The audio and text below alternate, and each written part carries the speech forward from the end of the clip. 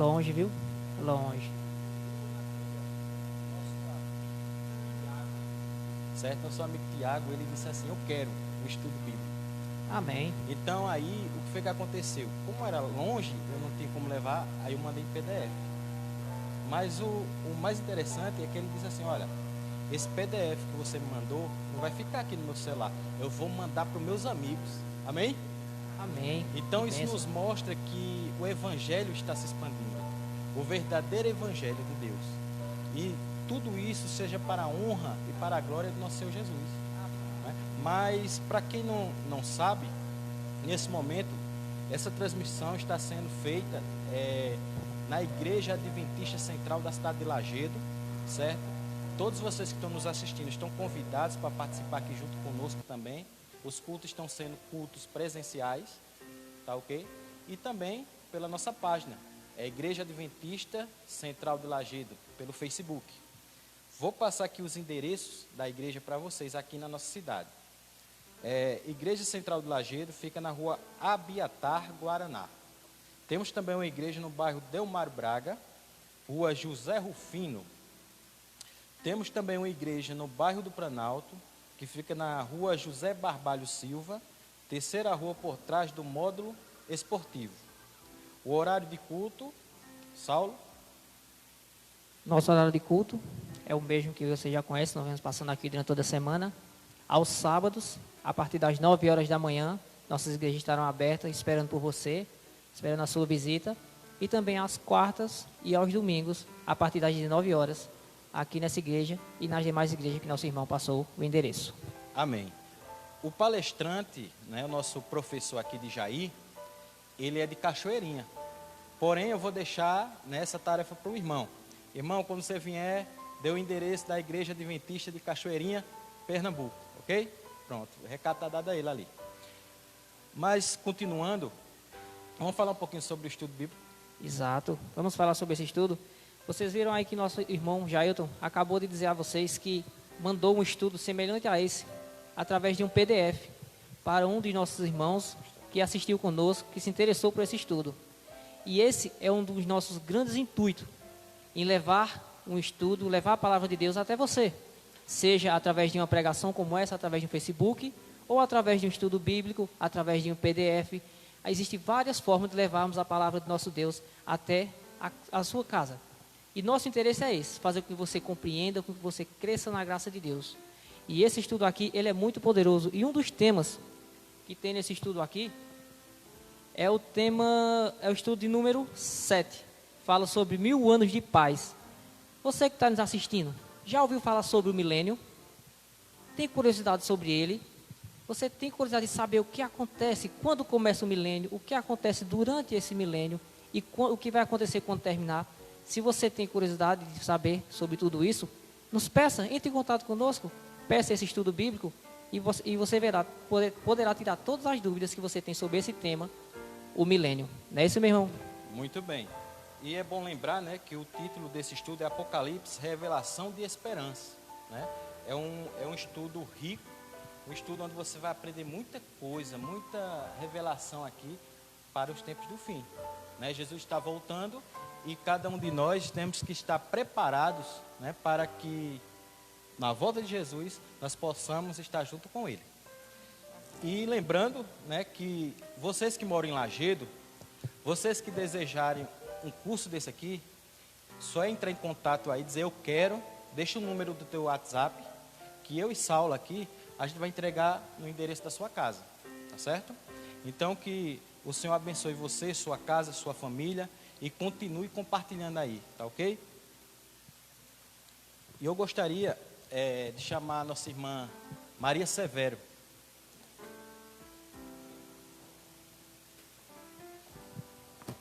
A irmã Maria Severo, ela vai cantar hoje um louvor especial para a gente.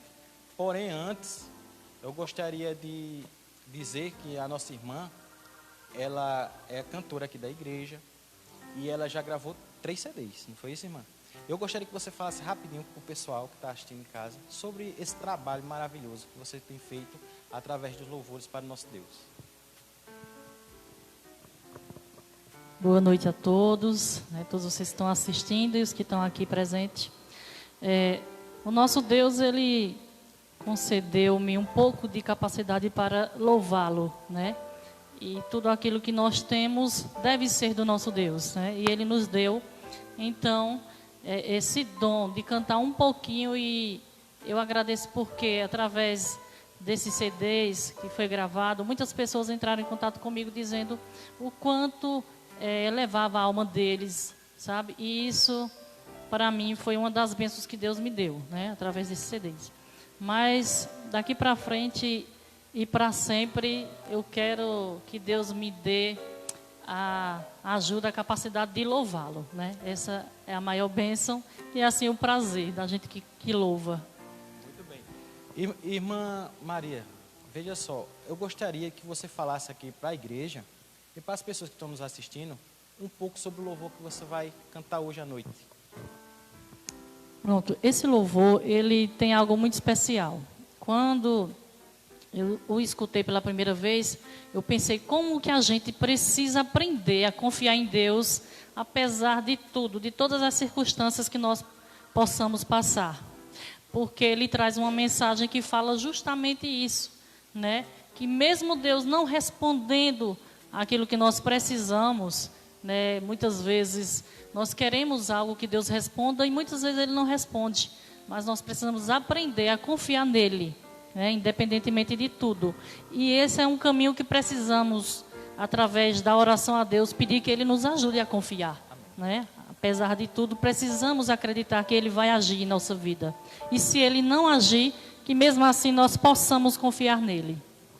Amém.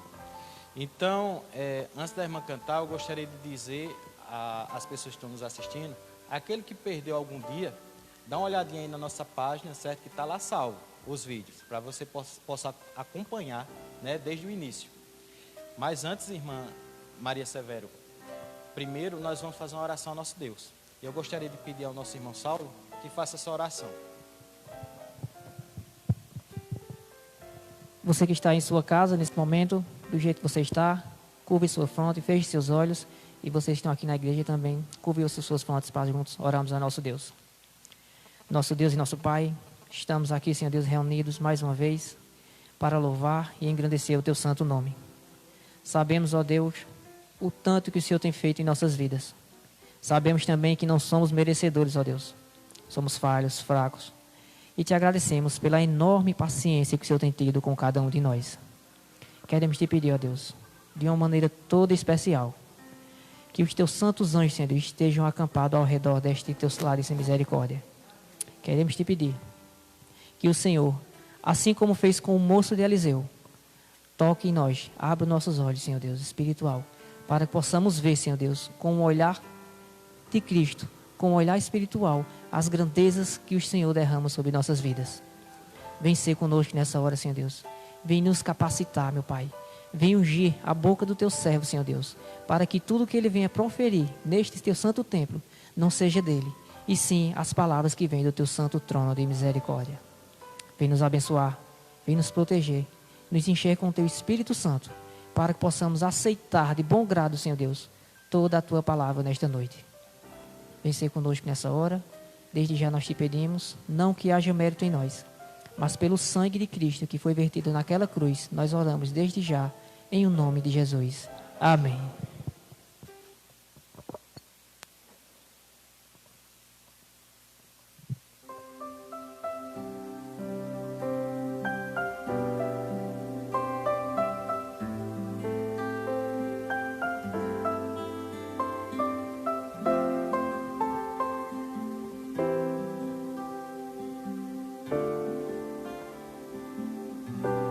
Se Deus disser não, eu aceito. Se Deus disser sim, pra mim tá perfeito. Se Deus não responder, eu vou entender que mesmo em silêncio jamais me deixou só.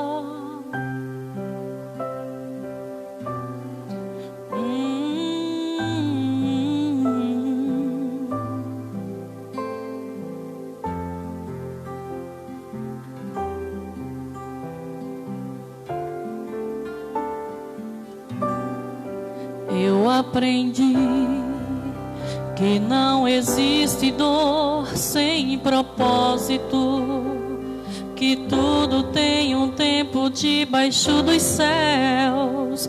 Deus quem fez a promessa, Ele quem vai cumprir. Minha ansiedade toda eu depositei em Ti.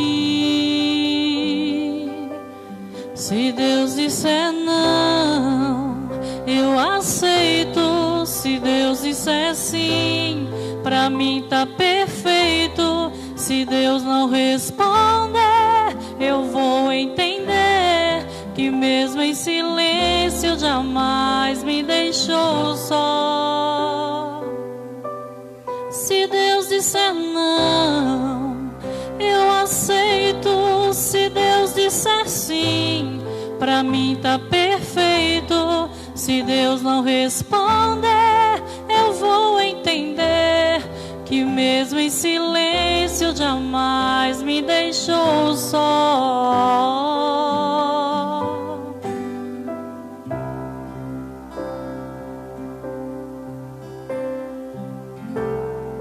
Eu aprendi que não existe dor sem propósito, que tudo tem um tempo debaixo dos céus. Deus quem fez a promessa, Ele quem vai cumprir. Minha ansiedade toda eu depositei em Ti. Se Deus disser não, eu aceito. Se Deus disser sim, pra mim tá perfeito. Se Deus não responder, eu vou entender que mesmo em silêncio jamais me deixou só. Se Deus disser não, eu aceito. Se Deus disser sim, pra mim tá perfeito. Se Deus não responder, eu vou entender que mesmo em silêncio jamais me deixou só. Às vezes Deus fica em silêncio para provar a nossa fé. A fé é certeza de coisas que não vemos, mas que esperamos. Sem fé é impossível agradar a Deus. É necessário que aquele que se achega a Deus creia que Ele existe e que se torna galardoador daqueles que o buscam. Se Deus disser não, eu aceito. Se Deus disser sim, pra mim tá perfeito. Se Deus não responder, eu vou entender que mesmo em silêncio jamais me deixou só. Se Deus disser não, eu aceito. Se Deus disser sim, pra mim tá perfeito. Se Deus não responder, eu vou entender que mesmo em silêncio jamais me deixou só.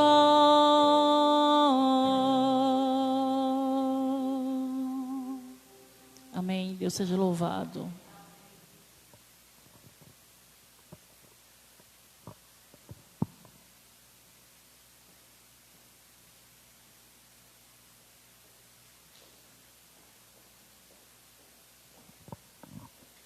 Muito bem, minha irmã. Se a gente fosse para casa, já estava de bom proveito. Um louvor muito espiritual. E Deus continue contigo, minha irmã. Boa igreja, boa noite mais uma vez, né? Aos presentes e boa noite aos internautas. E não é que eu estou me acostumando com essa ideia de internautas? Porque normalmente a gente que prega nas igrejas, a gente fica se envolvendo, interagindo com a igreja. Sempre assim, eu sempre gostei desse espaço. E agora eu estou me interagindo com os internautas, né? Você que está do outro lado, eu espero que essa mensagem esteja chegando a você de uma forma bem explícita, bem clara, porque a mensagem bíblica, ela tem que ser simples. Muitas vezes, os teólogos, é quem complica a situação. Mas, como eu lhe disse, eu estou trazendo aqui em uma linguagem mais simples possível, sem erudição, sem teologismo, só e unicamente a Bíblia e uma linguagem simples, ok? Irmãos, eu antes de começar, eu fui obrigado pelo ancião da igreja a me apresentar. E não é que eu já estava até me acostumando com isso, sem me apresentar mais, ou seja, eu já estava de uma forma como se fosse tudo em casa já. Mas eu tenho que lembrar que você, internauta, pode estar entrando pela primeira vez nesse canal e está assistindo pela primeira vez também essas mensagens. Então, eu sou de Jair Elias, né? Eu sou de Cachoeirinha, congrego na igreja central, na igreja adventista de Cachoeirinha, que fica lá no bairro São Gabriel. E o mais simples ainda, se você quer encontrar uma igreja adventista em qualquer parte do Brasil, tem lá, procura uma igreja, né? Você busca através da internet, encontra uma igreja. Obrigado, meu irmão. Você digita lá, encontra uma igreja, e você vai encontrar uma igreja aonde você está, qualquer parte do Brasil, ok? E eu fico satisfeito, porque de qualquer forma, é a primeira vez que a gente se envolve em uma pregação assim, mais aprofundada, mais detalhada. E aconteceu que essas pregações estão sendo justamente transmitidas ao vivo, e espero que você, internauta, e os presentes estejam assim, absorvendo a mensagem. Porque de qualquer forma, toda vez que eu venho a um púlpito, eu sinto um pouco de ansiedade, de não transmitir a mensagem direitinho, correto, com simplicidade. E de qualquer forma, quando se vem ao púlpito, nós estamos representando Jesus, quando ele expressava a sua palavra. É muito importante isso. Bom, dito isto, eu antes de começar a mensagem, eu queria tocar num ponto aqui que às vezes deixa a gente muito, às vezes não, está me deixando um pouco triste. Eu tenho uma irmã, é a minha quarta irmã na minha sequência. Eu sou o mais velho da família, e ela foi contaminada com essa doença da Covid. E eu tenho a impressão que ela está chegando aos 30 dias no hospital. 20 dias, 21 dias internada. Muito tempo na UTI. E segunda-feira a gente teve a felicidade de escutar que ela saiu da UTI. Amém, minha irmã. A gente entende que foi as orações atendidas. Bom, eu não quero dizer que a gente relaxou nas orações, mas o problema é que ela estava programada para sábado retornar à Cachoeirinha. Então, segunda-feira saiu da UTI, estava no quarto. Então, segunda, terça, quarta, hoje, teve uma piora. Possivelmente ela volte para a UTI, mas também por precauções, né? E aí, essa corrente de oração que a gente fez, eu peço aos presentes e aos internautas também. O nome da minha irmã é Dijane Valença. Se você se lembrar em suas orações, cita, peça, interceda a Deus por ela. Ela precisa. É uma guerreira, é uma boa pessoa, entendeu? Gosta de escutar a palavra de Deus, mas está passando por essa grande dificuldade. Vamos continuar orando, né? E pedindo a Deus que interceda, que dê uma força para ela, e para ela, quando sair de lá, a gente mostrar uma outra realidade a ela. Muito bem, vamos agora adentrar na nossa mensagem. Eu queria dizer uma coisa a vocês. Não esqueçam que o foco principal da mensagem é o grande conflito. Ontem nós estudamos 2 profecias. Fiz o possível para que essas profecias chegassem bem claras, bem explícitas para vocês. Eu espero que tenha chegado. Mas o que eu queria tocar no assunto é que essas 2 profecias que nós estudamos ontem, ela levou a nós a perceber que se referia a um sistema religioso. E nós chegamos à conclusão que esse sistema religioso, desde aquela época, ele vigora até hoje, que hoje a gente conhece como a Igreja Católica, ou seja, a Igreja do Papa. Então, preste atenção, irmãos. Eu pedi e estou pedindo novamente para que todos vocês, os presentes e os que estão assistindo pela internet, não criem o pensamento que nós estamos aqui falando sobre diferenças de igreja. Não. Nós estamos falando sobre profecias. É deveras interessante você observar o seguinte: se a Bíblia indica um sistema religioso que começou há um tempo muito atrás e prevalece até hoje, então a Bíblia está certa em nos orientar sobre esse sistema. Mas o mais importante de tudo é que, conforme as duas profecias que nós vimos, esse sistema que se diz cristão, parece que não está exercendo a função do cristianismo. E se está muito distorcido. Mas o que mais importa é as palavras de Jesus. Quem comigo não junta? Então, se nós estamos identificando que esse sistema, que é religioso, que expressa o nome de Jesus, não está fazendo o que Jesus manda, eu concluo que ele não está do lado de Jesus. E se não está no lado de Jesus, está no lado de quem? Ainda bem que foi vocês que disseram. A turma aqui, né, internauta, estão dizendo que é do inimigo. Mas aqui para nós, ontem eu acredito que você chegou a essa conclusão também.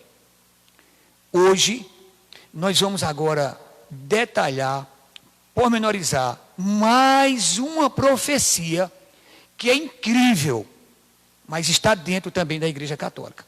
Ou seja, aqui nós já vamos para 3 profecias que a Igreja Católica está dentro. Ou ela vai nos salvar, ou ela vai nos perder. Porque como é que a Bíblia dá tanta referência a um sistema desse? Estou prestando atenção? Não estou condenando. Se eu for condenado, e minha condenação for através dessas palavras, eu quero ser condenado. Porque eu estou tranquilo no que eu estou dizendo. Escute. E a igreja adventista, que nesse momento está sendo representada por mim, não está sozinho nesse pensamento. Eu eu faço isso. Eu tenho uma linha a seguir, que é a linha doutrinária da igreja adventista. Eu não saio um segundo dela e nem acrescento nada. Então, irmãos, lembrem-se do que eu disse. 2 profecias ontem se referiu à Igreja Católica. E hoje vamos ver mais uma profecia se referindo à Igreja Católica. Então, não é de assustar que a Bíblia dê tanta referência a ela, tanta ênfase. É de assustar, claro que é. Então, vamos lá. Vamos com calma, estudar esses detalhes. E os irmãos, se tiver alguma dúvida, levante a mão, a gente para e conversa. Pois não, meu irmão?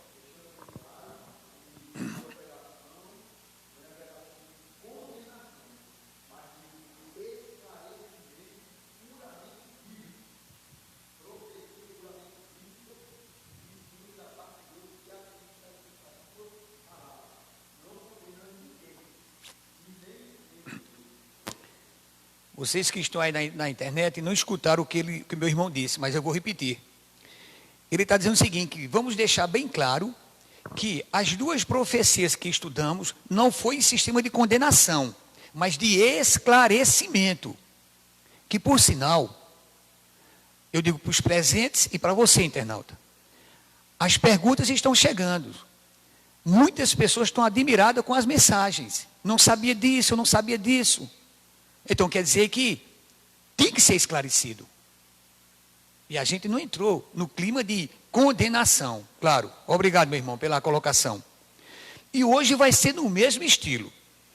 Não vamos entrar em clima de condenação. Vamos deixar que a palavra de Deus fale. Amém? Amém.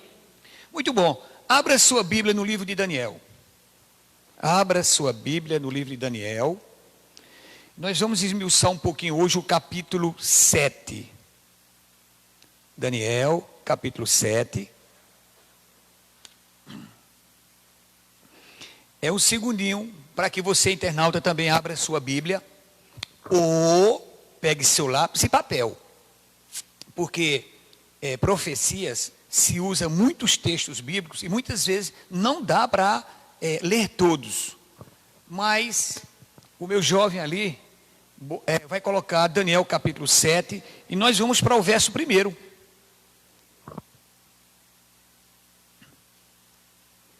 É aquela velha história.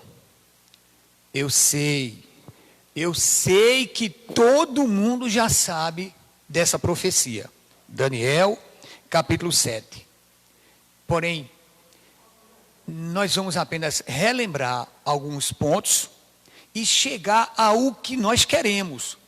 É mostrar o grande conflito entre o bem e o mal. Ok? Muito bem, vamos lá, Daniel capítulo 7, verso 1. Eu abri minha Bíblia, mas o meu jovem ali, com a eficiência dele, já está aqui na tela. Ó. Vamos lá? Daniel capítulo 7, verso 1. Amém ou misericórdia? Amém, muito bem. Está aqui, ó. No primeiro ano de Belsazar, rei da Babilônia, teve Daniel um sonho e visões ante seus olhos, quando estava no seu leito.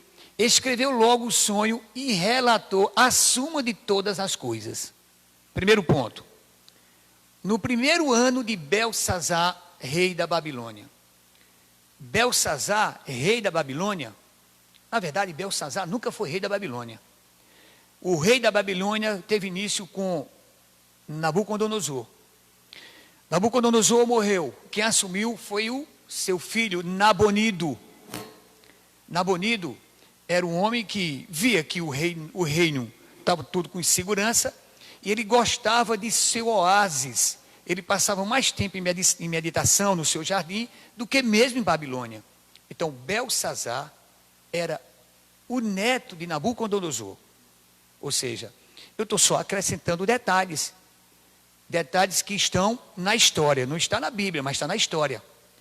É por isso que a Igreja Adventista do Sétimo Dia interpreta as profecias na linha historicista. Nós não somos preteristas para pegar isso aqui e jogar para o passado. Nem tampouco somos futuristas para pegar isso aqui e jogar para o futuro. Nós somos historicistas. Ou seja, a profecia é dada e a proporção que o tempo passa, a gente vê a profecia se cumprindo. Amém? Amém? É assim que nós somos. Aliás, é assim que nós somos porque a maioria dos teólogos também pensam assim. Muitas igrejas pensam assim. Agora, nessa modernidade, existe aí um grupo de eu vou colocar ou seja, novo, um grupo novo aí de crentes, que não consegue enxergar nessa linha, também não sabe estudar e joga tudo para o passado ou para o futuro. Essa é que é a verdade. É muitos teólogos aí na linha de neopentecostais, não sei o quê, que não sabem de nada e fica criando situações para perturbar a mente do crente e prendê-los para o resto da vida dentro de sua igreja. Nós não fazemos isso. Nós deixamos que a Bíblia fale. E está começando aqui, ó. No verso 1, já acrescentamos alguma coisa, certo? Belsazar, neto de Nabucodonosor, e o pai dele era vivo, que era Nabonido. E ele era apenas o terceiro, não era o segundo. Vamos lá. O verso 2, Daniel 7:2. Olha, nós estamos estudando a profecia, e vai chegando lá. Falou Daniel e disse: eu estava olhando durante a minha visão da noite, e eis que 4 ventos do céu agitavam o grande mar. Então, vamos dar simbologia à profecia, certo? 4. Volta aí, meu irmão. Esse 4 aqui que você está vendo, 4, nós interpretamos como os 4 cantos do mundo. Norte, sul, leste, oeste. Ou seja, essa visão não é uma visão local, é uma visão internacional, por dizer assim, abrangendo a terra. Os 4. Ventos. Eu já disse aqui que em profecia, um dia significa o quê? Um ano, muito bem. Agora, novamente, ventos em profecia significa tumulto, agitação, guerras, ou seja, é o povo em agitação. Então, quando você lê aqui, ou seja, nos 4 cantos da terra, existia agitação. Agora, isso, a palavra céu aqui já mostra que é global. Agitava o mar, água, rio, em profecia significa povos. Olha só, não precisa você sair de onde está. O meu jovem lá vai colocar Apocalipse capítulo 17, o verso 5 ou 15? 15, verso 15. Bota aí, meu irmão. Você não precisa sair de onde você está. Apenas vamos ler uma colocação que vai ajudar a interpretar a profecia, certo? Então, Apocalipse capítulo 17, verso 15. Nós estamos querendo saber o que é que mar significa. Vamos lá. Falou-me ainda, as águas que viste, onde a meretriz está assentada, são o quê? Povos, multidões, nações e línguas. Então, em profecia, água significa povos. Muito bem, meu irmão, volte para onde você estava em Daniel capítulo 7, verso 2. Agora, eu queria apenas que, quando ele trouxer Daniel 2, vamos substituir as palavras, para você começar a entender a profecia, ok? Vamos lá?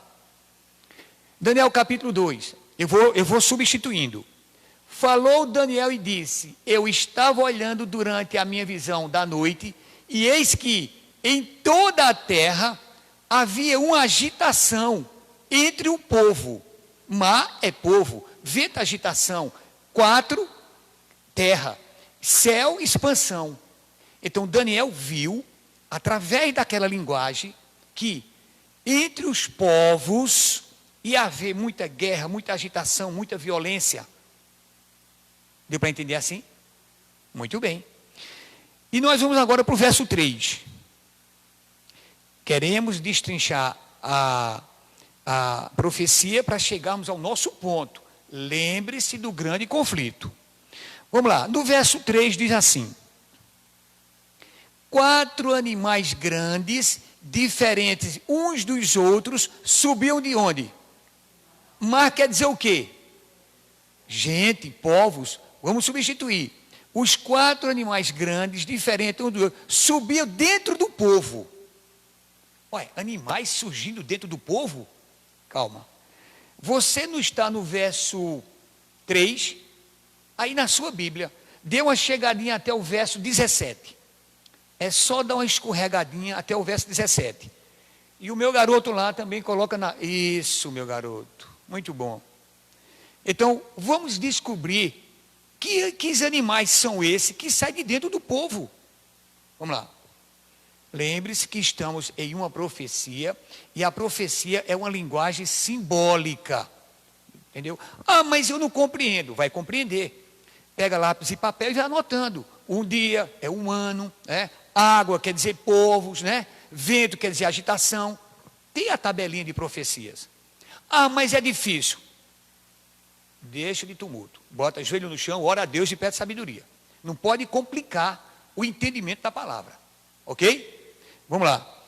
Bom, vamos descobrir agora o que é animais na profecia. Estes grandes animais, que são 4 o quê? Reis que se levantarão da terra.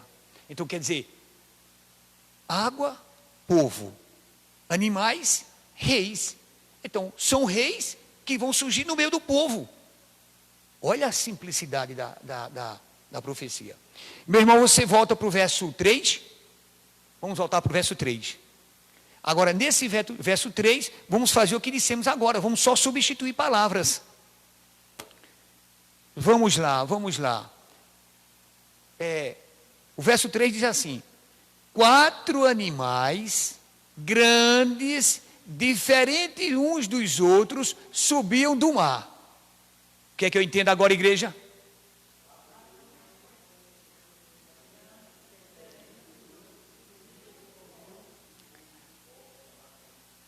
internauta, eu não vou mais perguntar, não. Daqui a pouco eles estão sabendo mais do que eu, e aí eu vou perder meu cargo de professor. Todo mundo aqui disse isso. 4 reis grandes que vão surgir no meio do povo. Está vendo como se torna simples, depois que abre a mente? Mas o problema vai começar agora. O verso 4 vai começar a dizer quem são esses reis que vão surgir. Vamos lá? Aliás, se eu não me engano, eu já tinha feito aqui uma referência a isso. Eu disse que Deus disse que 4 grandes reinos ia predominar até uma certa parte da história.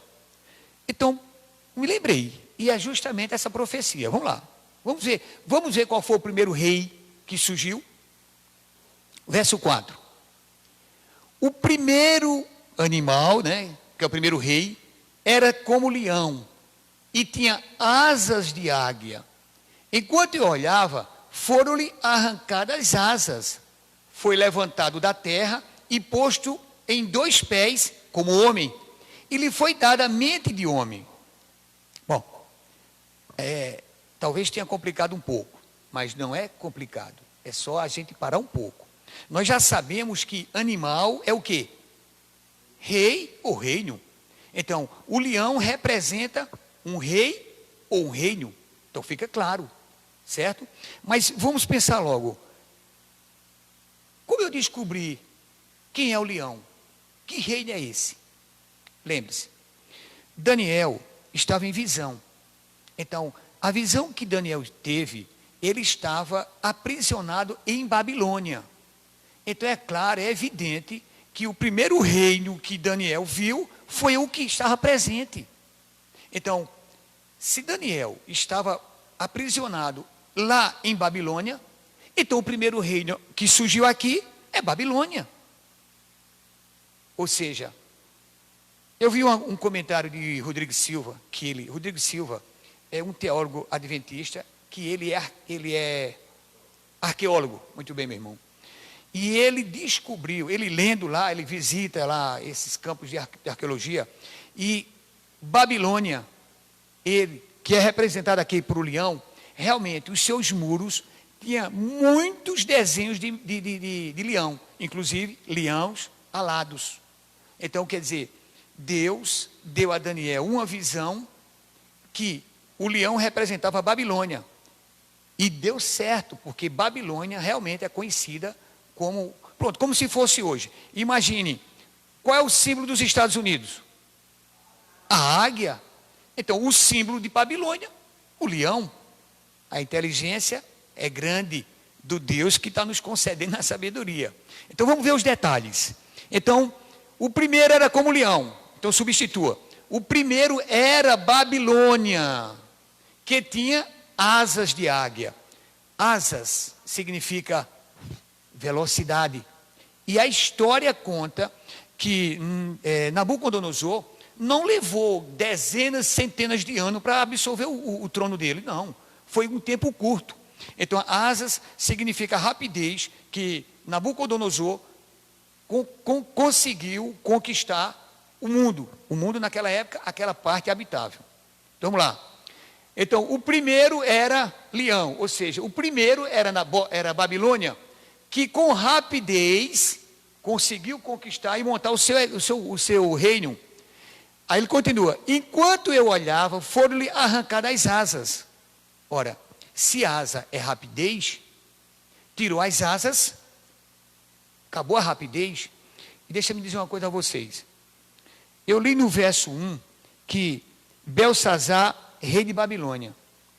E a história mostra que durante o tempo que Nabucodonosor estava vivo, a Babilônia crescia vertiginosamente. No tempo de Nabonido, o filho de Nabucodonosor, já deu uma parada o crescimento. E quando chegou no neto de Nabucodonosor, Belsazar, estagnou. Ou seja, Babilônia praticamente não prosperava mais. É assim que a história conta. Então, quer dizer, arrancou-se as 4 asas, estagnou Babilônia. Babilônia não prosperava mais. Agora aqui, e foi levantado da terra, o leão no caso, aqui fala do leão, que a gente sabe que é um reino, e foi levantado da terra e posto em 2 pés, como homem, e lhe foi dada mente de homem. Irmãos, existe aí um pouquinho de discordância entre os teólogos, mas tem uma referência aqui na Bíblia para esse episódio. Você não está no capítulo 7? Dá uma voltadazinha aqui para o capítulo 4, bem rapidinho. Nós temos ainda um tempinho. Vamos lá. Aí em Daniel mesmo, capítulo 4. Em capítulo 4. Está vendo aí? Eu não vou nem abrir, aí é só para... em cima do capítulo 4, tem umas letrinhas em negrito. Internauta, acompanha. Eu estou em Daniel capítulo 4. E em cima do capítulo 4, tem umas letrinhas em negritos. A loucura de Nabucodonosor. Aí você vai me dizer, mas como é que Babilônia prosperou tanto se o rei, que era próximo, enlouqueceu? Sim, meu irmão. Ele enlouqueceu porque a vaidade, o orgulho, a presunção dele chegou, ela estava passando do céu. Aí Deus manda um recado para ele, por Daniel: homem, reconhece teu lugar. Mas esse homem era muito presunçoso, ele era muito vaidoso, ele era o cara da época. E Deus mandou um recado para ele. Você não está no capítulo 4? Capítulo 4, dá uma chegadinha para mim. No verso 30. 4:30. Meu irmão, tem como botar aqui o 4:30? Não. Tem, olha que eficiência. Olha aqui, ó. Vê só o que é que esse homem era. Daniel, capítulo 4, verso 30. Nós estamos estudando os detalhes do rei que pertence à profecia. Vê só. Falou o rei e disse: não é esta a grande Babilônia que eu, olha esse eu aqui, está vendo? Que eu edifiquei para a casa real, com o meu grandioso poder, e para a glória da minha majestade. O cara queria ser mais do que Deus. O eu para aqui, eu para ali, eu para aqui. Eu me lembro de certas ocasiões que pessoas usando o seu eu terminaram sofrendo tremenda humilhação. Bom, mas olha o recadinho de Deus. Você não está no 30? Desce um pouquinho aí para o 32.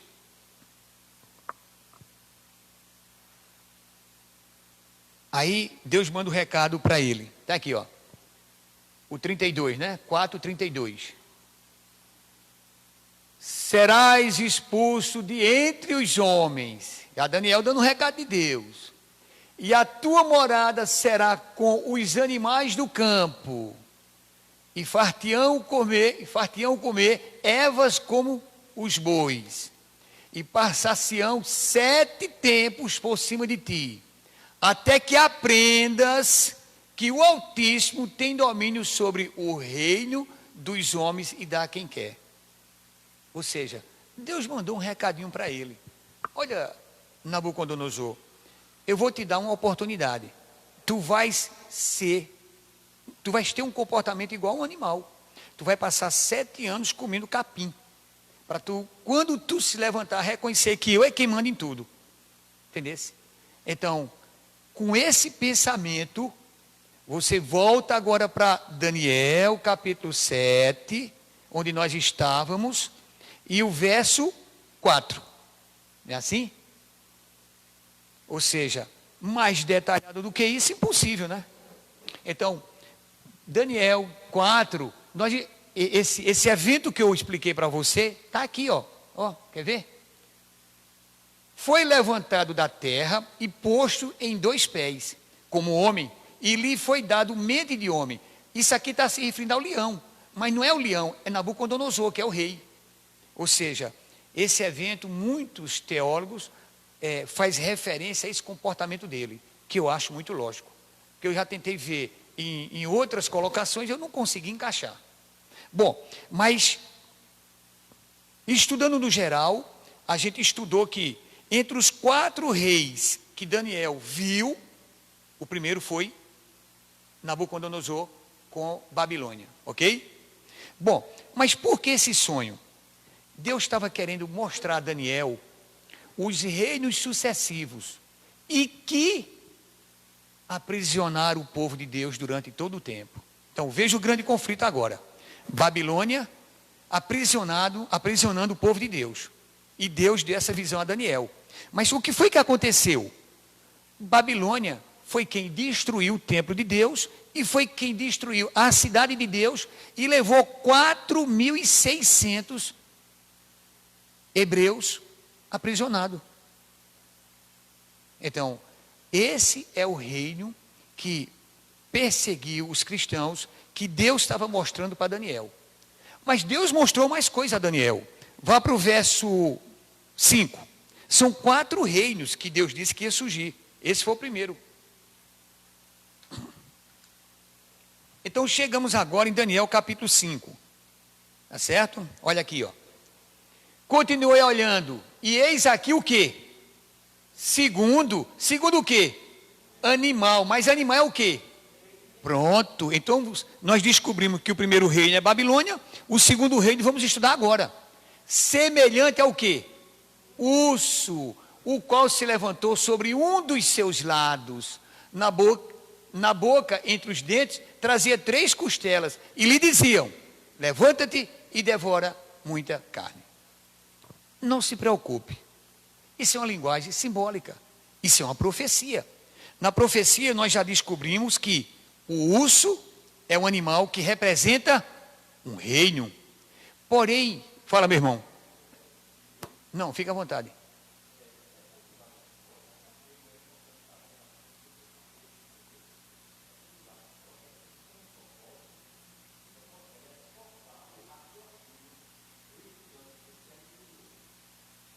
Muito bem. Então, você internauta não está escutando o que ele disse, mas pensa, eu já disse tanto isso em outras palavras que até já me calei. Anteriormente eu dizia: você jovem, quer passar na internet, quer passar no Enem, estuda a Bíblia. Eu senti que depois que eu comecei a estudar a Bíblia com mais profundidade, o meu QI aumentou. Eu percebi isso, que eu não sou nenhum louco. E o irmão disse ali o seguinte, que essa simbologia toda faz com que o estudante sincero da Bíblia raciocine, não seja levado em palavras como a gente vê, um bando de gente que nem abre a Bíblia e acredita em A, B e C, depois se decepciona. Valeu a colocação, meu irmão. Bom, agora vamos entender isso aqui? Vamos. O segundo animal é um urso. Quem representa o urso? Irmãos, preste atenção. Quando eu disse que a igreja adventista ela é historicista, por causa disso. A história conta, a moçada aí do Enem, tem isso no livro. Quem destronou o reino de Babilônia foram 2 reinos que se uniram, 2 primos. O reino da Pérsia e o reino dos Médios, da Média. O que é que aconteceu? Eles se juntaram, eram 2 primos. Pela Média tinha Dario e pela Pérsia tinha Ciro. Eles 2 se juntaram e destronaram o trono de Babilônia. Ou seja, os medo-persas foi quem substituiu a Babilônia. Está aqui, ó. Agora, vamos ver os detalhes? Vamos. Então, agora nós sabemos que esse urso aqui, a história conta que são os medo-persas. Agora, o qual se levantou sobre um dos seus lados. Por que o urso se levantou sobre um dos seus lados? Pense, medo-persas. Os persas, eles eram mais desenvolvidos, mas eram mais novos. Os medos, eles eram mais antigos, mas era menos poderoso. Então, quando o urso se levanta por um lado, o pé que se levantou representa a Pérsia. E o pé que ficou embaixo dando suporte representa os medos. Veja aqui, e é só abrir o livro de história que você vai ver isso. Ou seja, Deus detalhou, pormenorizou 600 anos antes do nascimento de Jesus, esses detalhes. E a história conta isso tudinho. É incrível esse Deus nosso. Então vamos lá. A questão dele ter se levantado por um dos seus lados é isso aí. Agora, na boca entre os dentes trazia 3 costelas. Veja o que é que a história nos conta. Está aqui, ó. Que para os medo-persas conseguir dominar aquela região, o mundo civilizado daquela época, que a gente chama o mundo, ele teve que passar por 3 reinos. Eles destronaram a Lídia, o Egito e a própria Babilônia. Então, as 3 costelas representam os 3 reinos que foram destronados pelos medo-persas, que representam o urso. É incrível? O livro de história conta tudo isso. Olha, Heloísa estudou, minha filha, eu tenho um filho, Jairzinho, que é o meu mais velho. Eles estudaram, mas eu tenho deles uns 10 livros de história lá. Tudo marcado, incrível. Eu chego e me dela, a baba chega, corre, quando eu pego o livro de história, que eu começo a ver isso aqui. Aí eu olho para os céus, meu Deus, como é que eu posso duvidar do Senhor? Hein? Eu posso até dizer uma besteira aqui. Eu tenho uma ligeira impressão, não estou afirmando, que esses livros de história que tem por aí, foi tudo tirado da Bíblia. Amém? Amém. Quem quiser me diga o contrário, mas eu acredito assim. Mas vamos lá. Então, o urso que se levanta por um lado, eu já disse, as 3 costelas, eu já disse, e aqui, ó, levanta-te e devora muita carne. Claro, para que os medo-persas destronassem a Lídia, a própria Babilônia e o Egito, olha quanta gente não morreu em guerra, hein? Então, devorar muita carne, morreu muita gente nessas guerras, certo? Então, descobrimos que Daniel sonhou que o primeiro rei era Babilônia, o segundo rei Medo-persas, mas são 4. Vamos para o terceiro reino? Vá agora para o verso 6.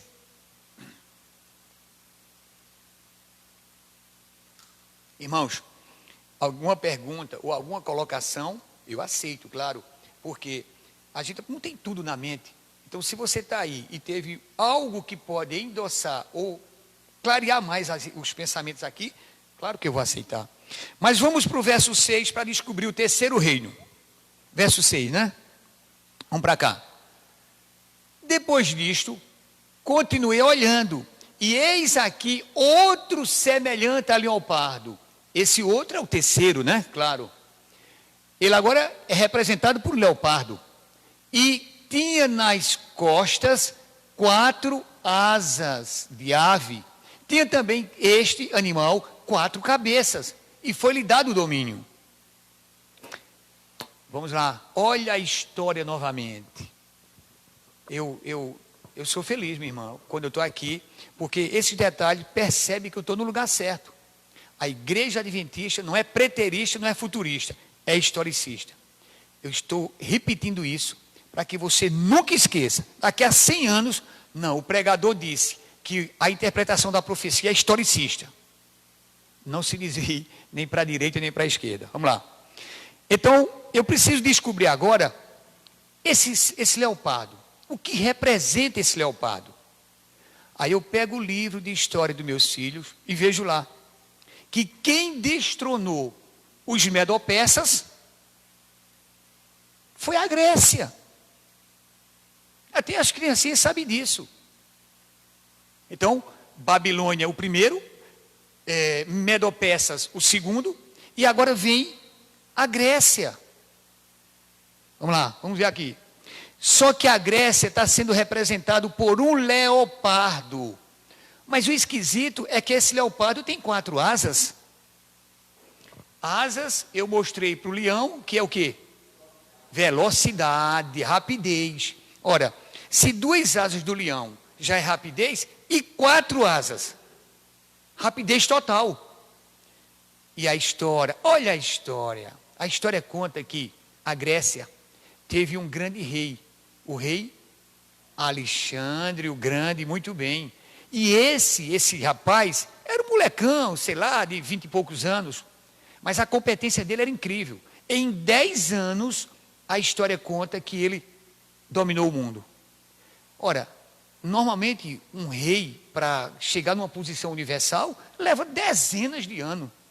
Em apenas 10 anos, o rei Alexandre o Grande dominou o mundo. Então, você vem para aqui agora. 4 asas. Leopardo significa a Grécia. 4 asas, muita velocidade. Em 10 anos, conseguiu dominar o mundo. Bom, mas e essas 4 cabeças? Meu irmão, eu conversei tanto e esqueci de pedir a você de botasse as fotos. Mas bote, não vale a pena. Bote a do urso, porque a gente já explicou tanto, mas vale a pena botar a do urso. Bote, pelo menos quem está em casa vê. E eu peço perdão, que me empolguei tanto na conversa, que esqueci a transparência que representa. Bom, fui perdoado ou não? Sim ou não? Bom, internauta, eu recebi o perdão aqui, espero que você me perdoe também. Pronto, está aí, ó. Esse é o leão que representa a Babilônia. Deu o próximo, irmão. Esse é o urso que representa os medo-persas. Observe que esse urso está se levantando por um dos lados. E observe que ele tem 3 costelas. Foi o Deus que fez isso, que orientou assim há 600 anos antes de Jesus. É incrível. Ou seja, as 3 costelas são os 3 reinos que ele destronou. Me dá o próximo, irmão. Olha aí, ó. Esse nós estamos vendo agora. O leopardo que representa a Grécia. As 4 asas, muito bem, Dudu, velocidade. E as 4 cabeças? Lembre-se, cabeça em profecia também representa rei ou reino. E a história, olha a história, não se canse de escutar essa palavra, a história. A história conta que Alexandre o Grande, depois dos 10 anos que conseguiu tudo, aconteceu um fato com ele, uma doença, ele morreu. Só que quando ele morre, os seus generais começam a lutar entre si pelo reino dele. Ele não deixou descendente. E parece que o que deixou, mataram. Bom, a Grécia ficou solta. Os generais começaram a brigar pela Grécia. E entre 8 generais, se eu não me engano, predominou 4. Cassandro, Lisímaco, Ptolomeu e Seleuco. Esses 4 destronaram os outros generais e começaram a brigar entre si. Só que desses 4, só 2 predominou. Mas observe, a história conta que essas 4 cabeças foram 4 generais que tomaram conta da Grécia. Certo? Só que depois dos 4, 2 foi extinto. Não é? Foi o Cassandro e o Lisímaco morreu, extinguiu-se, não suportou a guerra.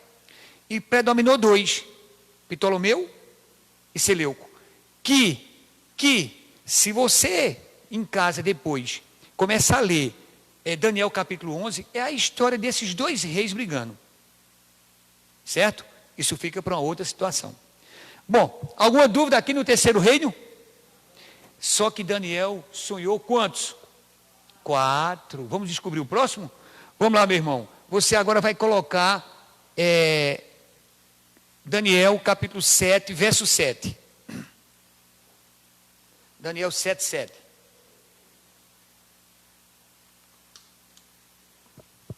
Então, Daniel 7, 7 vai nos dar uma luz do 4º animal. Vamos lá? Aqui diz assim. Depois disso, você está vendo que é uma sequência? Depois disso, eu continuava olhando nas visões da noite, e eis aqui, olha aqui, meu irmão, o 4º animal, que é o 4º reino. Muito bem, Dudu, 4º reino, boa colocação. Terrível, espantoso e sobremodo forte, o qual tinha grandes dentes de ferro. Ele devorava e fazia em pedaços e pisava aos pés o que sobejava. Era diferente de todos os animais que apareceram antes dele e tinha 10 chifres. Bom, meu irmão, bote aí o animal terrível. Esse é terrível mesmo. Olha a cara dele. Ou seja, observe um detalhe. Daniel não conseguiu, dentro do ambiente natural dele, ele não conseguiu assemelhar um animal que Deus criou, junto a esse animal que ele queria mostrar. Então, lógico, aí vem a teologia e cria um animal desse e a gente faz a referência a ele. Então, um animal terrível. Esse animal aqui representa quem? Oi? O dragão. Mas, historicamente, ele representa o Império Romano. Roma imperial. Ou seja, e a história conta que a última batalha entre o restinho da Grécia e Roma foi em 168 antes de Jesus. 168 antes de Jesus, Roma absorve o mundo. Então agora, o quarto animal que Daniel viu é Roma. Primeiro, Babilônia. Segundo, Medopérsia. Terceiro, Grécia. E quarto, Roma. Agora, como duvidar disso? Se qualquer escola que você colocar seu filho, você vai ver isso. Um tempo atrás, eu estava em São Bento do Una, com aquele quadro bem grande, fazendo a explanação. E George, professor de história, estava fazendo história. Eu comecei a explicar tudo isso, ele olhava, impaciente, coçava a cabeça e ia para lá. Aí eu perguntei, o que é que está acontecendo, meu irmão? Ele sapotou aperreado. Diga por quê. É que tudo que você está dizendo aí, eu estou vendo tudo lá na minha faculdade. Eu não disse, deu vontade de dizer. É que a faculdade filou da fila da Bíblia. Mas tudo bem. Então, nós estamos aqui historiando a história junto com a Bíblia, certo? Então, o quarto reino agora é o quê? Roma imperial. Roma e seus imperadores. Mas eu não vou entrar em detalhe de Roma. Roma, foi na época de Roma que Jesus nasceu, foi na época de Roma que Jesus foi crucificado, morreu, mataram os discípulos, tudinho. Então Roma, acho que foi o império que mais perseguiu os cristãos, né? E Daniel estava visualizando os reinos que perseguiam o povo de Deus. Eu quero que você sempre frise isso.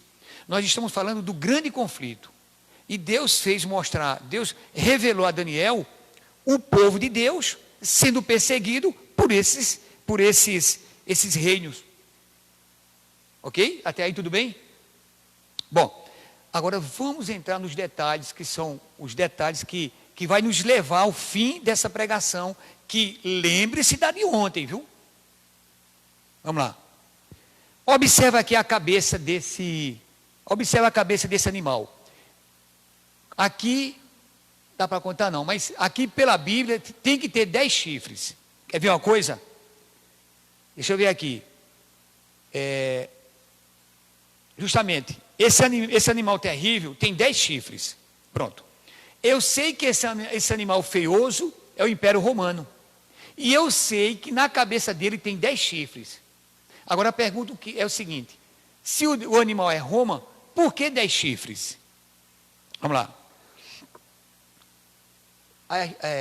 Deus revela a Daniel que nessa sequência de reinos, o reino da Babilônia foi substituído pelos Medo-Persas, o reino da Grécia, Babilônia foi substituído pelos Medo-Persas, né?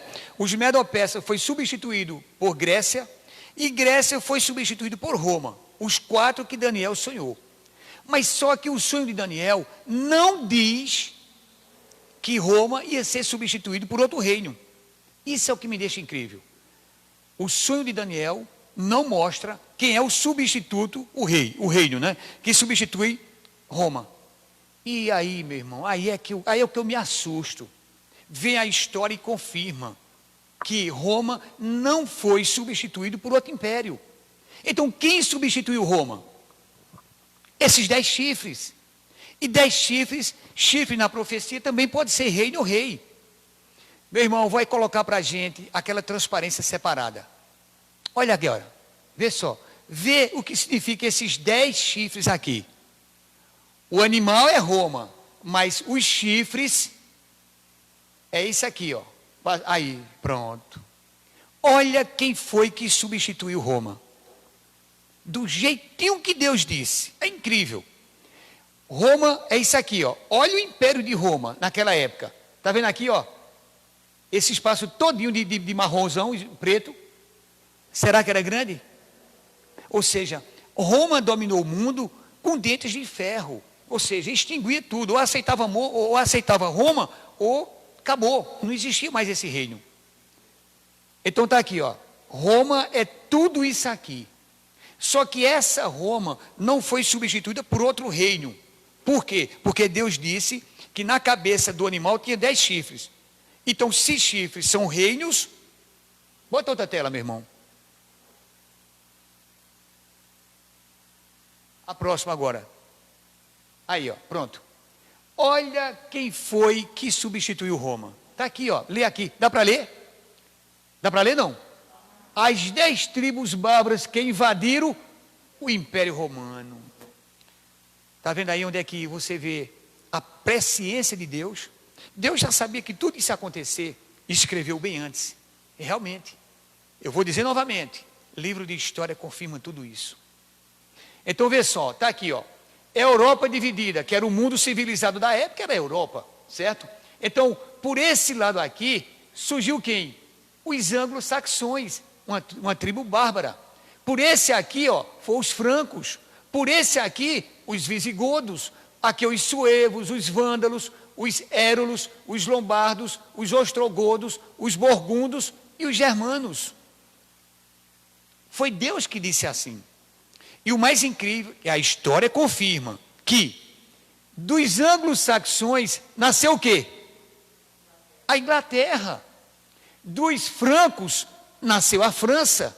Dos visigodos, olha, norte da Espanha, que saiu. Dos suevos, Portugal. Vândalos, parte da Espanha. Os érolos, Itália. Lombardos na Itália. Ostrogodos na Áustria. Os burgundos na Suíça e os germanos na Itália. Então veja aqui o que Deus disse. O animal tem 10 chifres. E são esses 10 chifres que vai substituir Roma. E aí, ó, aí vem as tribos bárbaras e invade Roma. É incrível. É delicioso você ver com tanta perfeição. Mas agora, vamos deixar de lado a história e vamos entrar agora na religião. Bom, você está no verso 8, não está? Agora você vai dar um pulinho. Não, você vai agora... Não, você está no 7, você agora vai para o 8. Muito bem. Para a gente agora começar verdadeiramente na nossa mensagem. Vamos lá? Então você vai agora colocar na tela o verso 8. Certo? Lembrando que os 4 reinos já passou. 7 e 8, diz assim: estando eu a observar os chifres, lembre-se, os 10 chifres, eis que entre eles, os 10, subiu outro pequeno. Então, nesse caso, passa a ser 11. Ok? Muito bem. Diante do qual, 3 desses 10, 3 dos 3 primeiros chifres foram arrancados. Ou seja, quando esse chifre pequeno surgiu, dos 10, 3 foram arrancados. E eis que neste chifre havia olhos, esse chifre pequeno, como os olhos de homem, e uma boca que falava com insolência. Bom, agora complicou tudo. Um chifre que tem olhos, um chifre que falava. Lembre-se que os 10 chifres representam as 10 tribos bárbaras que invadiu Roma, que posteriormente se estabeleceram e fizeram seus reinos, pequenininhos. Mas aqui a profecia está me dizendo que entre os 10 surgiu também mais um. E que quando esse um surgiu, 3 foi extinto. Está entendendo assim, não? Tudo claro? Agora, vamos ver o que é que significa isso em profecia? Vamos lá. Agora, meu irmão, você me coloca a transparência, aquela na sequência lá das substituições. Vamos ter só um pouquinho de paciência, que ele está fazendo. Aquela tela que você botou inicial antes da foto, ela também está na transparência que eu coloquei. Depois do chifre pequeno, se eu não me engano. Deixa eu ver se ele consegue. No início. Pode ir para o início. Aí, garoto, deixa eu ver. É só descer um pouco, se eu não me engano. Não é nesse não, é na outra. Procure na primeira que eu deixei com você. Eu quero mostrar agora a vocês o principal. Que o chifre pequeno surgiu dentro dos 10. Os 10 são as 10 tribos bárbaras. Não esqueça, tribos bárbaras. se eram bárbaras, não tinham conhecimento religioso. E surgiu um pequeno. E esse pequeno fez com que 3 morressem. Pode descer, meu irmão, desça, vai descendo mais, aê, pronto. Olha o que aconteceu. Olha a simbologia desse texto. Ano 493. Entre os 10 chifres, que representa as 10 tribos bárbaras, ok, até aí? 3 foram arrancados ou extintos pelo chifre pequeno, que esse chifre pequeno representa a Igreja Católica, meu irmão. Isto porque não aceitaram a sua mensagem, ou seja, sua doutrina. Foram expulsos e depois exterminados em guerra através do rei da França, que apoiava a Igreja Católica.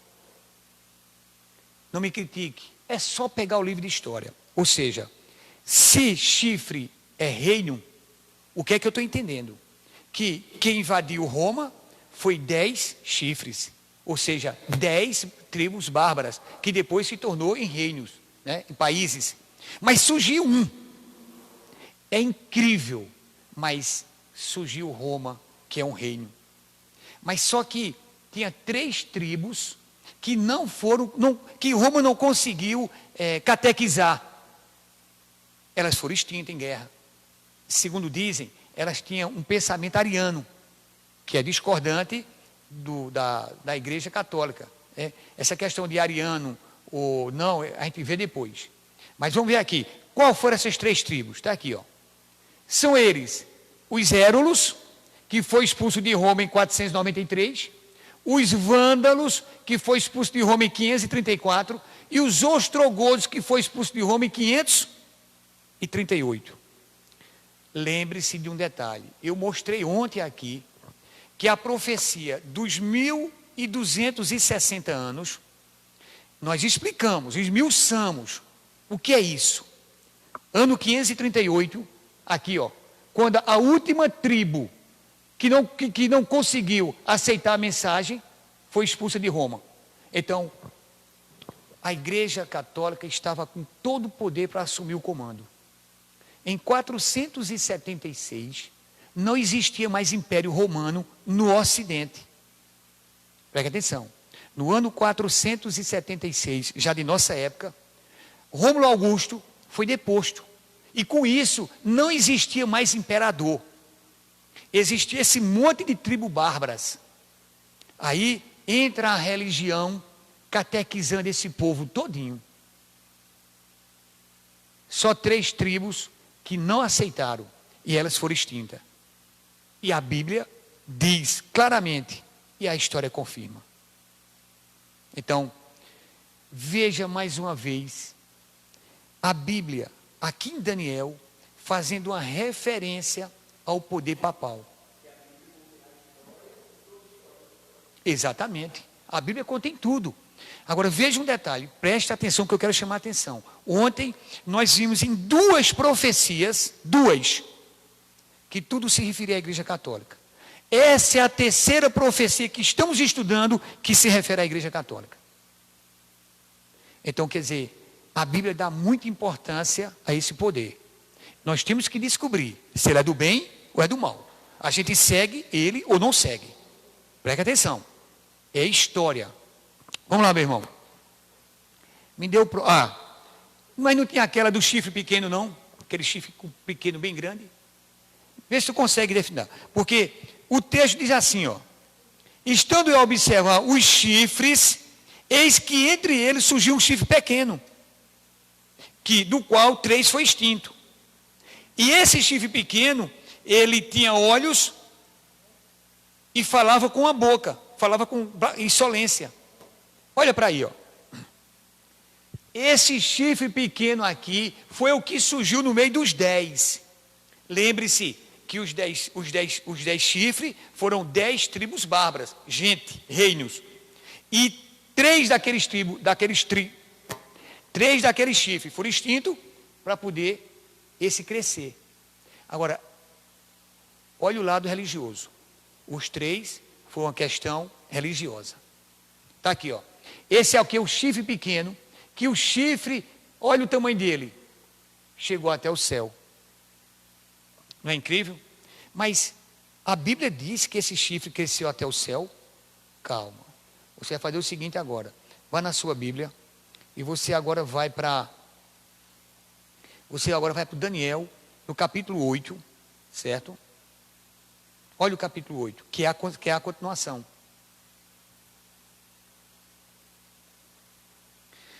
Daniel, capítulo 8, verso 9. Vamos agora saber por que na tela está esse chifre tão grande que foi bater no céu. Decora essa figura aí, né? Que ele agora tirou. Lembre-se que aquele chifre tinha olhos e chegava até o céu. Quer dizer, se o chifre pequeno representa a igreja católica, como é que ela chegou ao céu? Como é que ela tinha olhos? Que boca é essa? Vamos lá? Veja só. Daniel capítulo 8, verso 9. Olha o que tem aqui na tela. De um dos chifres saiu um chifre pequeno e se tornou muito forte para o sul, para o oriente e para a terra gloriosa. Aqui existe um grupo de teólogos que pega isto e leva para Antíoco Epifânio IV, que pertencia àquela linha de Seleucos, que era o rei do norte e o rei do sul, lá de Daniel 11. Quando a Grécia estava sendo representado pelo leopardo, não era 4 cabeças? É isso? Ou seja, era 4 generais. Os 4 brigando, ficou 2. Ptolomeu, representando o sul, e Seleuco Epifânio, representando o norte. Só que, lógico, eles foram morrendo e veio seus filhos.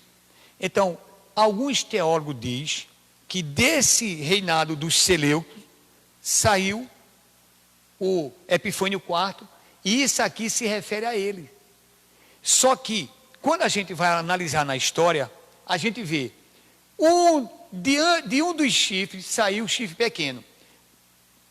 Aqui não encaixa Epifânio IV, por quê? Primeiro, a gente estuda a história, aqui foi forte para o sul.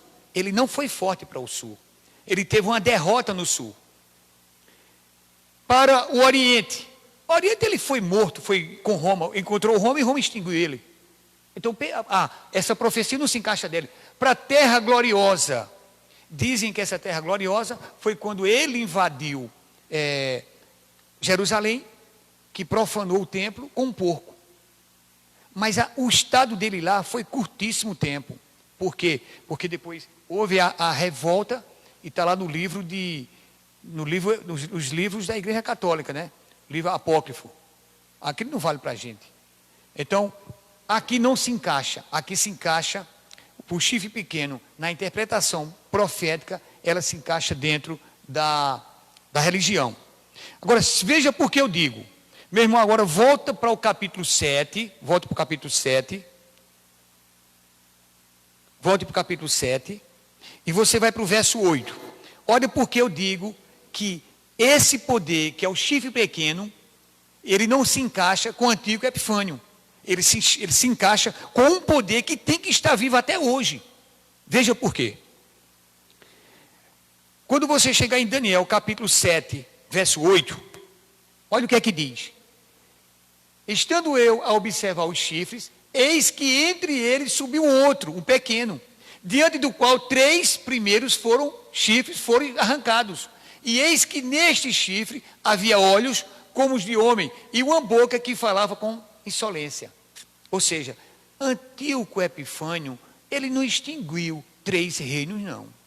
A história mostra que foi Roma papal, através de Clodovil, o rei da França, que mostramos isso aqui ontem naquela profecia. Estão entendendo?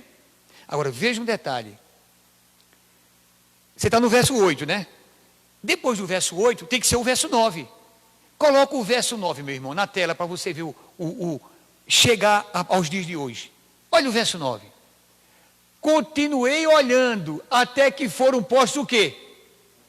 E o ancião de dias o quê? Sua veste era branca como a neve, os cabelos da cabeça pura como lã, seu trono era chamas de fogo, e suas rodas eram fogo ardente. Opa! Quer dizer que a Bíblia está me mostrando que depois do chifre pequeno, foram postos os tronos.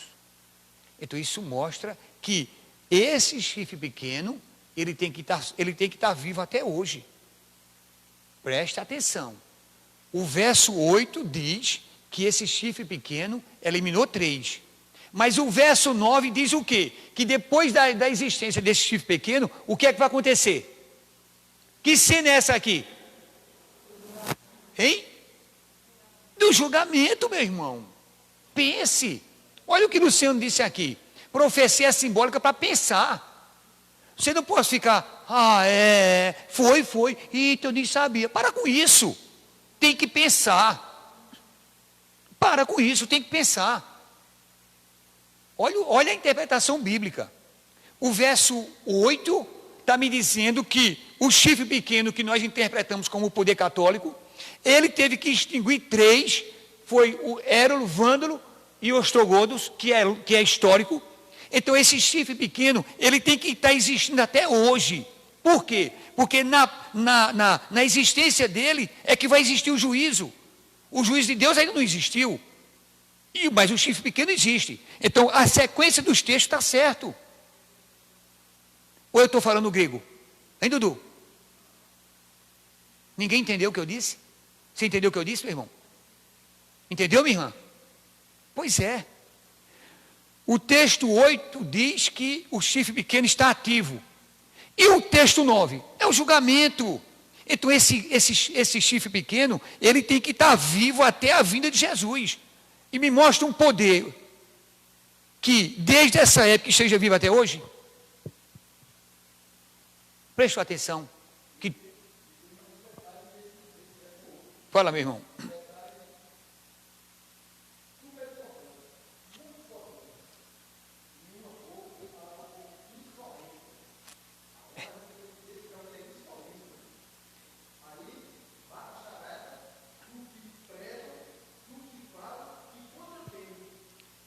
Eu sei. Por que eu não falei nisso?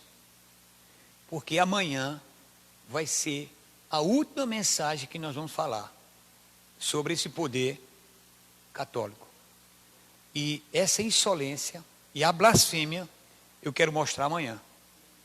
E vou mostrar através de vídeos do próprio Papa. A insolência e a blasfêmia. Vocês vão ver o que é amanhã. Você, internauta, amanhã à noite eu estarei aqui a partir das 7 horas para encerrar a última mensagem referente na Bíblia para a Igreja Católica. Não, amanhã estarei para finalizar esta mensagem. E no domingo eu finalizarei a mensagem última, né? Ei, rapaz. Atenção, igreja. Atenção você, internauta aí, ó. Eu estou recebendo aqui uma notícia do ancião da igreja, os dois, que eu estou intimado para segunda e terça também. É isso? Amém? Amém? Então quer dizer que eu tenho, hoje é sexta, eu tenho hoje à noite, sábado à noite, domingo à noite, segunda à noite e terça à noite. E sábado de manhã, castigo dobrado, viu? Brincadeirinha. Mas escute, eu quero saber se vocês compreenderam o que eu estou expondo. Eu estou tentando usar a linguagem mais simples possível. Então vamos lá. E você quer ver, quer confirmar o que eu estou dizendo? Coloca o verso 10, meu irmão. Veja que é a continuação de quê? Do juízo. Então quer dizer, o verso 8 mostrou a atividade do chifre pequeno, mas na sequência vem o juízo. Então quer dizer que o chifre pequeno tem que existir até o dia do juízo. Me diz outro poder que existe daquela época até hoje? Pois é. Está aqui, ó. Olha o verso 10. Um rio de fogo manava e saía de diante dele. Milhares de milhares o serviam. Miríades de miríades. O que é miríades? Miríades é milhares de milhares. Miríades de miríades estavam diante dele. Assentou-se o tribunal e... Pronto. Então eu queria mostrar isso. Veja só. O poder católico, ele é existente desde a Idade Média até a volta de Jesus. Ok? Agora, a gente só precisa saber se esse poder está ao lado de Cristo ou está contra Cristo. Se está do lado de apoio aos cristãos ou contra os cristãos. E aí, você que está assistindo tire suas conclusões. Nós mostramos ontem aqui o que foi que a Igreja Católica fez na Idade Média, que até hoje é escrita como a Idade das Trevas, e isso em função das atitudes que ela tomou. E eu, de Jair Elias, eu estou vivo para constar, para confirmar que o último Papa que morreu, João Paulo II, ele foi para a televisão pedir perdão pelas vítimas da Inquisição. Segundo meu irmão. Então veja só, o que é que eu quero dizer com isso? Pelo menos a Igreja Católica passou um tempo que não era de Cristo. O tempo da Inquisição não pode ser o tempo de Cristo. Ela apenas dizia que era, mas não matava o povo. Quando você viu na Bíblia Jesus mandando matar ninguém? Procure ter a consciência. Por quê? Porque nós estamos explanando o grande conflito. Vamos lá. Bom, meu irmão, o que é que eu quero expor para você é o seguinte. No decorrer desse período todinho, a Igreja Católica se mostrou independente. Não dava muita satisfação a A, B ou C. Quando ela começou, os valdenses, está na história, os valdenses não aceitavam as doutrinas da Igreja Católica. Foram praticamente extintos.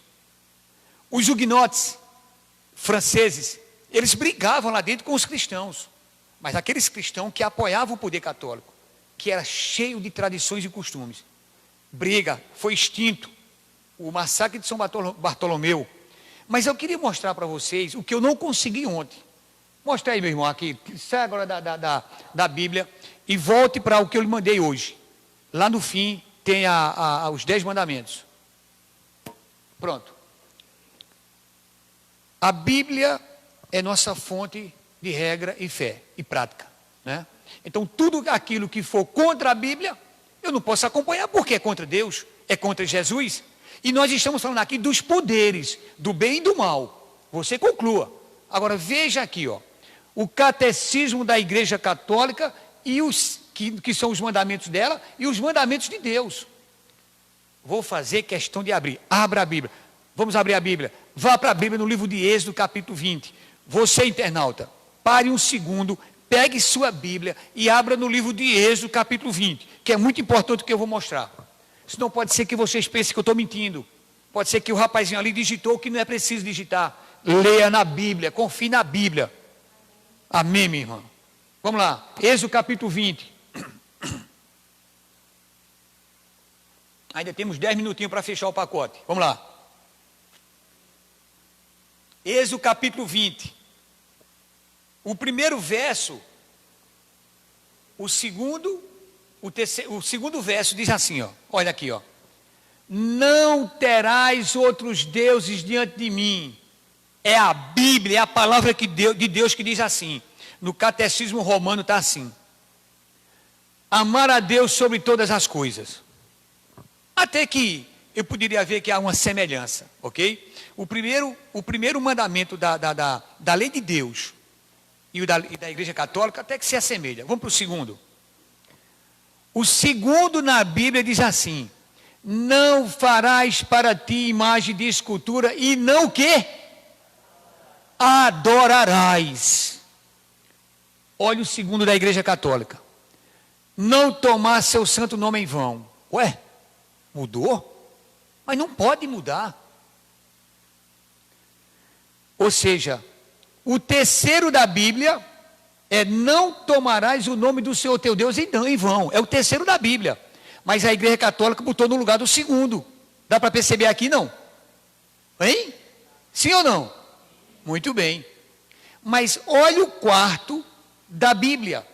Lembra-te do dia de sábado para o santificar.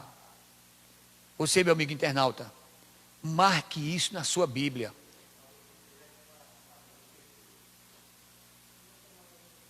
Sim.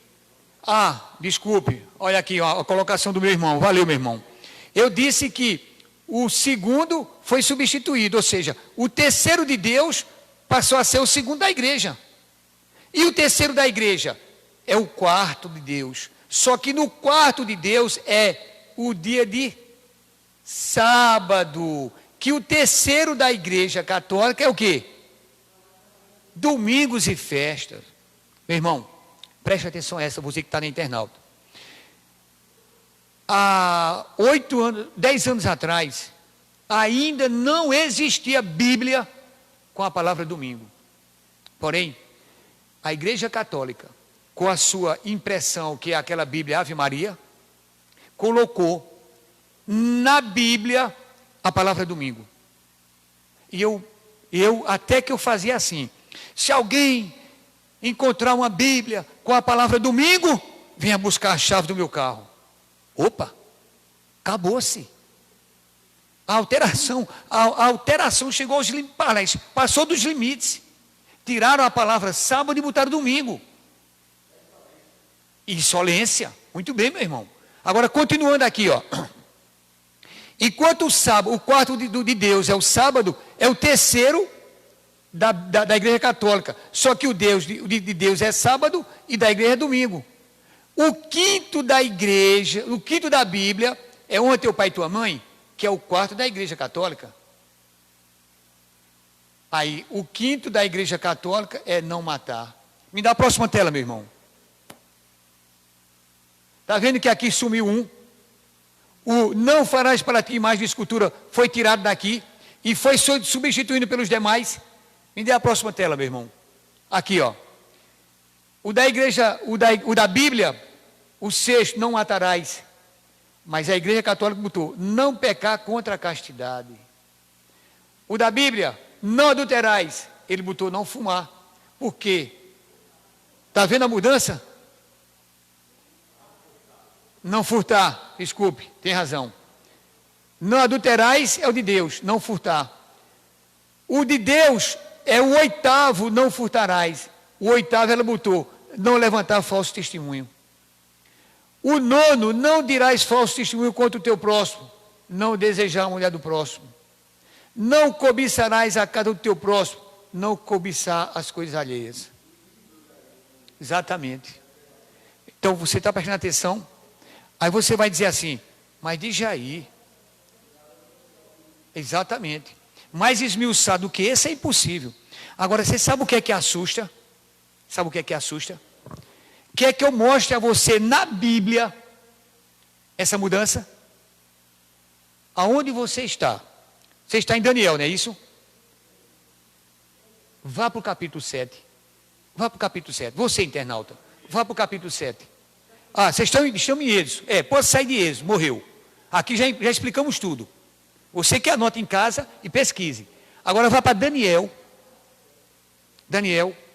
Vá para Daniel. Meu irmão também vai para Daniel. Capítulo 7. Daniel capítulo 7. Já estou escutando todo mundo dizendo 25. A igreja sabe disso. Mas vamos abrir o Daniel 7, 25, para eu mostrar a vocês por que houve essa mudança.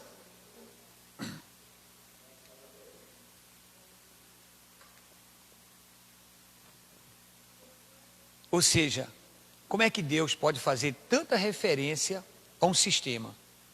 Agora, eu estou percebendo, não sei você em casa, que parece que as referências é para a gente tomar cuidado. Porque tem muito mais coisa errada do que certa. Olha que essa mudança aqui dos mandamentos. Olha que Deus já previu isso 600 anos antes de Jesus. Presta atenção. Daniel 7, 25. Proferirá palavras contra o Altíssimo, magoará os santos do Altíssimo e cuidará em mudar os tempos e a lei. E os santos lhe serão entregues nas mãos por um tempo, 2 tempos e metade de um tempo. Ou seja, a profecia que estudamos ontem, de 1260 anos, onde a Igreja Católica assumiu o mundo no ano 538. E essa profecia terminou em 1798 com a prisão do Papa. Pois é, o mundo precisa saber disso, que parece que estão com medo de dizer ou de escutar. Não pode ter medo, meu irmão. Se a gente tem medo de expressar a verdade da Bíblia, vá-se embora tomar sua cerveja e curtir sua vida e espere o resultado. Bom, eu tinha mais coisas para mostrar, mas o tempo está se avançando e a gente não pode mostrar mais detalhes. Mas mostre pelo menos uma só o início, que possivelmente não vai sair na tela. Mas eu leio, faço questão de ler. Eu não tenho 5 minutos para terminar o tempo? Vamos lá. Eu leio. Está aqui. O meu irmão tenta colocar. Ou seja, por que eu estou mostrando tantas distorções bíblicas? Porque alguém tem que falar. Nem que meu pescoço vá para a forca, como foi mostrado ontem aqui. Aqueles que se opuseram a esse poder, morreram. Bom, eu não sei se os direitos humanos vai me acatar, ou serei jogado aos leões, mas veja só aqui um detalhe. Mudanças ocorridas na história durante 1650 anos. Olha o que a igreja fez. Bota lá, meu irmão. Olha aqui, ó. Eu não sei se dá para ler. Mas o item 1 ali, item 1, sabe o que é? Eu vou ler para você que está em casa, o item 1. Orações pelos mortos começaram em cerca de 300 depois de Cristo. Ou seja, quando Jesus veio a esse mundo, não ensinou oração pelos mortos. Isso foi 300 anos depois de Jesus. Fala, meu irmão.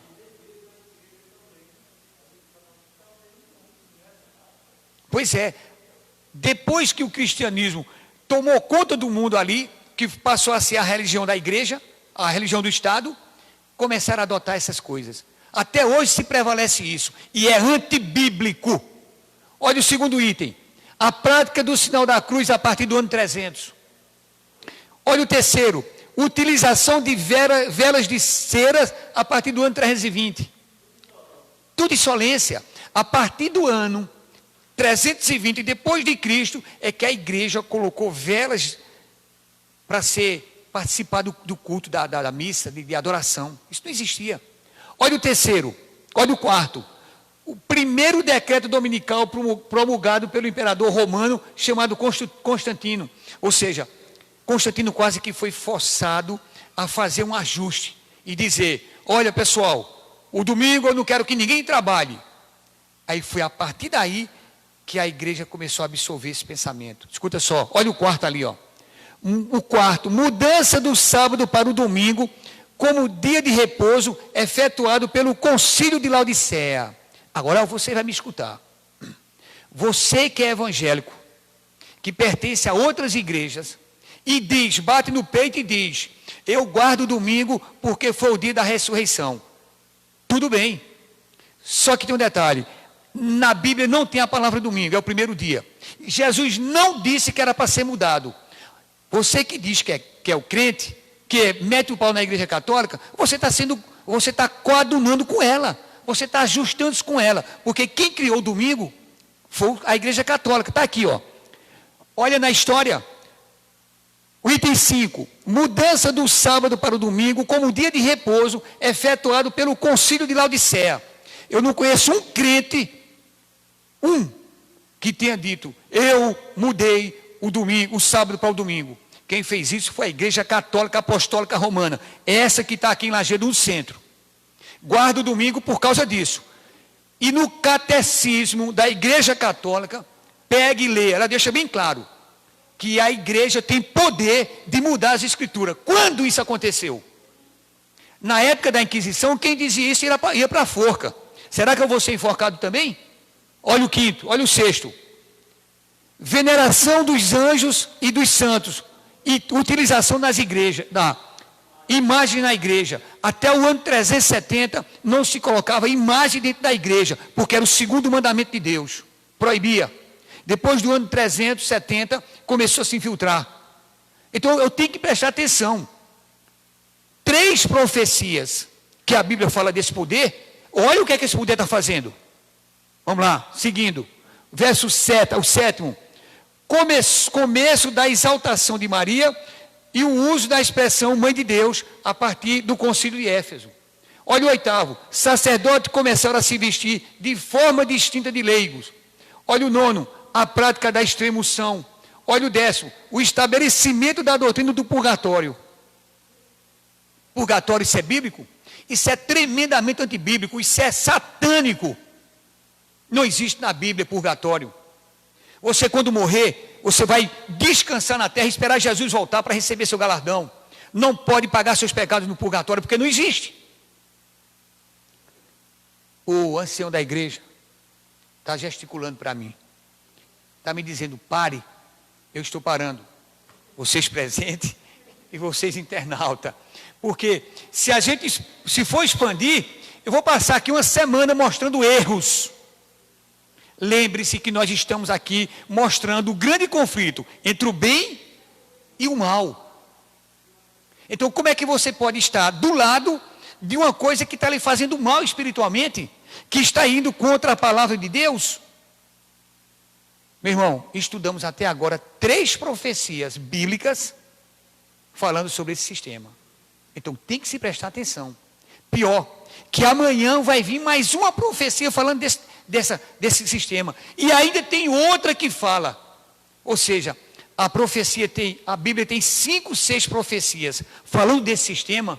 Ou ele é muito bom que leva para o céu, ou é para que alerte a comunidade. Fala, meu irmão.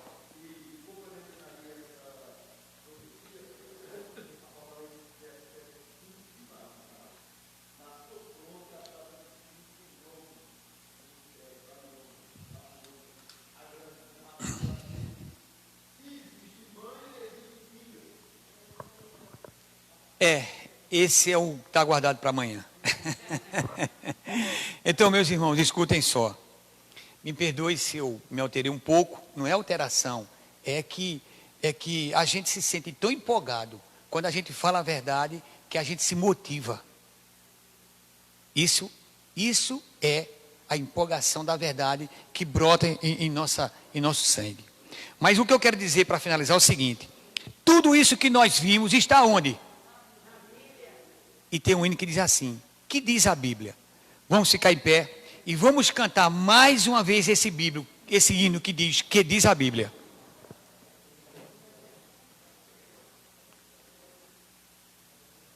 Bom, enquanto ele prepara ali, eu não sei se vai ter energia suficiente para pregar amanhã de manhã, viu? Deixa alguém na agulha aí. Vamos louvar a Deus?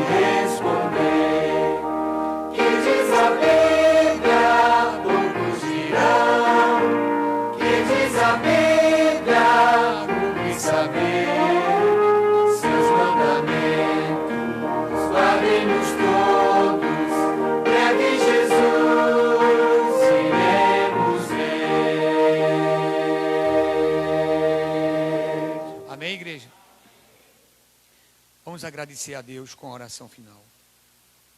Bondoso Deus, estamos aqui mais uma vez, meu Deus, nos disponibilizando com a certeza, meu Deus, com a convicção que o Senhor está conosco.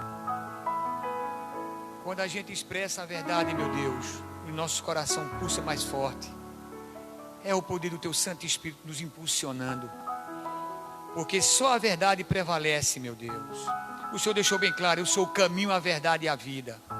Se eu quero o caminho e eu quero a vida, eu preciso expor a verdade. E isso está sendo feito aqui, meu Deus. Não sabemos a que lugar vai chegar essa mensagem. Mas eu peço a Ti, ó Santo Espírito, essas pessoas que escutarem, seja por Ti tocada, para que consiga compreender essa mensagem, meu Deus. Cuja mensagem, ela está saindo dos púlpitos das igrejas cristãs. Lamentamos, meu Deus, lamentamos que a mentira esteja sendo superada de uma forma tal, que às vezes a gente pensa, se verdadeiramente a verdade é mentira ou a mentira é a verdade. Mas nos ajude. Quando estamos aqui, é porque estamos nos disponibilizando, abrindo nossa mente para que essa verdade penetre. Nos ajuda, Deus do céu, porque sabemos que ao falarmos a verdade, o mundo que não quer essa verdade vai querer nos sacrificar. E nós temos uma escritora americana que diz o seguinte: você está em paz, mas se você quer acabar com sua própria paz, comece a falar a verdade do céu. Isso é um perigo, meu Deus, quando a gente fala a verdade de uma maneira distorcida, que não passa a ser verdade. Mas o que nós falamos hoje aqui é uma verdade contrita na Tua santa palavra. É por isso que isso nos dá empolgação. É por isso que a gente fica com nossa pulsação alta, porque a gente sente, meu Deus, o Teu Santo Espírito trabalhando na Tua igreja. Obrigado, meu Deus. Nós pedimos humildemente que amanhã o Senhor nos conceda paz, saúde e sabedoria, para que assim nós possamos ministrar essas palestras restantes até terça-feira. Obrigado, meu Deus. Obrigado pela mensagem. Pedimos humildemente agora que o Senhor nos conceda a presença dos vossos santos anjos, para que ao sairmos daqui, meu Deus, nós sejamos por Ti protegidos através deles. Mas queremos também, ó Santo Espírito, que Tu nos guie, limpa, meu Deus, ajuda, Santo Espírito, a tirarmos esses maus pensamentos, para que assim a gente possa se santificar um pouco mais. Que quando a gente, meu Deus, se esforça, a gente muda de posição, de maus costumes, e a gente agrada um pouquinho mais ao Senhor. Fica conosco, Deus do céu. Nós pedimos humildemente que o Senhor perdoe as nossas omissões, nossas falhas, nossos pecados que cometemos hoje contra Ti, para chegarmos em casa tranquilo e suave, com a certeza que o Senhor nos perdoou. Obrigado por tudo, continue conosco, e nós pedimos todas essas bênçãos em nome de Jesus. Amém, Senhor do céu. Amém.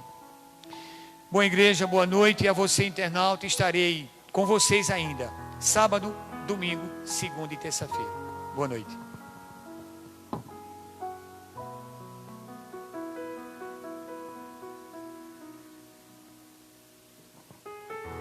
Nós agradecemos, a presença de todos vocês que estavam aqui nessa noite, também a presença de cada pessoa que acompanhou pela internet. Gostaríamos de lembrar, de convidar os irmãos para estarem aqui amanhã às 9 horas no nosso culto divino, e também amanhã às 7 horas da noite a continuação dos estudos proféticos. Então, 2 momentos especiais teremos amanhã: culto divino de manhã, profecias à noite. Que todos vocês possam ir para casa com a paz do nosso Senhor Jesus, e todos tenham uma boa noite.